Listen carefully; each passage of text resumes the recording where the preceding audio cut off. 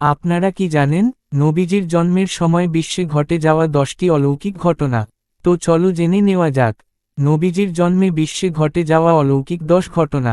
1. বিশ্ব নবী সাল্লাল্লাহু আলাইহি ওয়াসাল্লামের জন্মের কিছুদিন আগে আব্রাহার হস্তি বাহিনীর বিনাশ ঘটে। আসহাবে ফিল অর্থাৎ আব্রাহার হস্তি বাহিনী আল্লাহর ঘর কাবা শরীফের ওপর আক্রমণ করেছিল।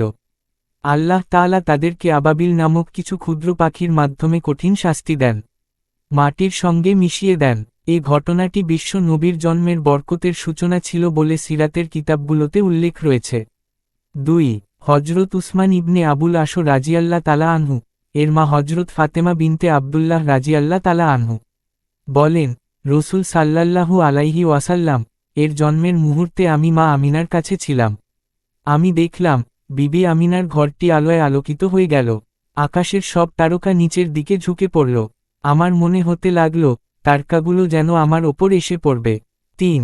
হজরত ইরবাজ ইবনে সারিয়া থেকে বর্ণিত, তিনি বলেন, রসুল সাল্লাল্লাহু আলাইহি ওয়াসাল্লাম এর সম্মানিত মা রসুল সাল্লাল্লাহু আলাইহি ওয়াসাল্লাম এর শুভজন্মক্ষণে এক নূর দেখেন, যার মাধ্যমে সিরিয়া এলাকার প্রাসাদগুলো উজ্জ্বলভাবে দৃশ্যমান হয়ে ওঠে।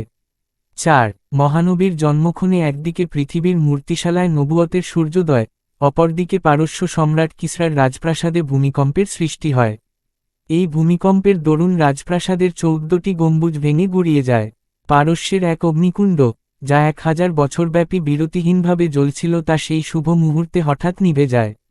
শাওয়াহ নামক এক নদীতে যথারীতি পানি প্রবাহিত হচ্ছিল।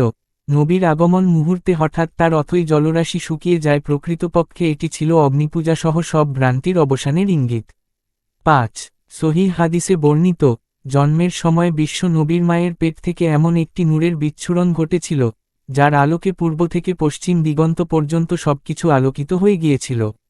কোনো বর্ণনায় পাওয়া যায়, বিশ্ব নবী সাল্লাল্লাহু আলাইহি ওয়াসাল্লাম যখন ভূমিতে আবির্ভূত হলেন তখন উভয় হাতের ওপর ভর দিয়েছিলেন।